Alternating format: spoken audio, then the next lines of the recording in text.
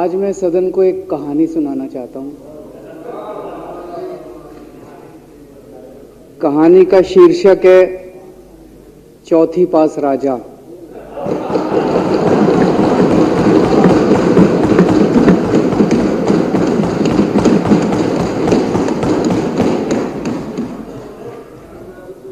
आपने बचपन में राजा रानी की बहुत कहानियां सुनी होंगी।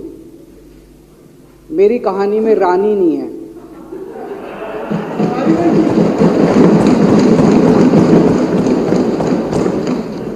बस राजा है। ये कैसे राजा की कहानी है अध्यक्ष महोदया, जो अनपढ़ था, चौथी पास था, बेहद अहंकारी था, बहुत अहंकार था, बहुत ज्यादा, और पैसे की इतनी हवस थी, इतना भ्रष्टाचारी था, इतना भ्रष्टाचारी राजा था। ये एक महान देश की कहानी है। एक बहुत महान देश था, कई हजार साल पुराना देश। उस देश में एक गांव में एक बहुत गरीब परिवार में एक बच्चे का जन्म हुआ। जब बच्चे का जन्म हुआ तो ज्योतिषी ने कहा, गांव में ज्योतिषी होते हैं, आते हैं, वो पत्री बनाते हैं। ज्योतिषी ने कहा, माई तेरा लड़का बड़ा होके बहुत बड़ा सम्राट बनेगा।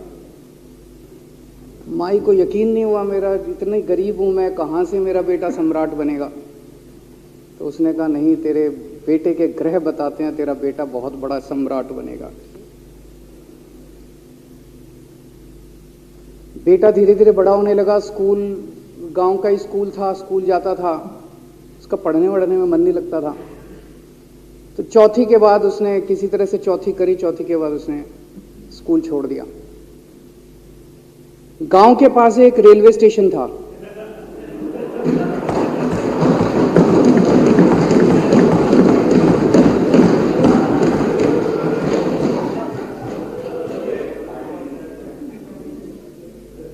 तो घर का खर्चा चलाने के लिए वो लड़का वहां स्टेशन पे चाय बेचता था। लड़के को भाषण देने का बड़ा शौक था। सारे गांव के लड़कों को इकट्ठा कर लेता, आसपास के गांव के भी इकट्ठा कर लेता, सामने वो खाट डाल लेता, उस पर चढ़ जाता और भाषण देता। धीरे धीरे आसपास के गांव के लड़के भी इकट्ठे हो गए। जिस भी चीज में भाषण देता, एक बार शुरू हो जाता तो बंद ही नहीं होता। अब ज्योतिषी ने कहा था, लड़का बड़ा हुआ, बड़ा होके एक दिन उस महान देश का वो राजा बन गया। पूरे देश में उसका नाम हो गया चौथी पास राजा। लोग उसको चौथी पास राजा कहते थे।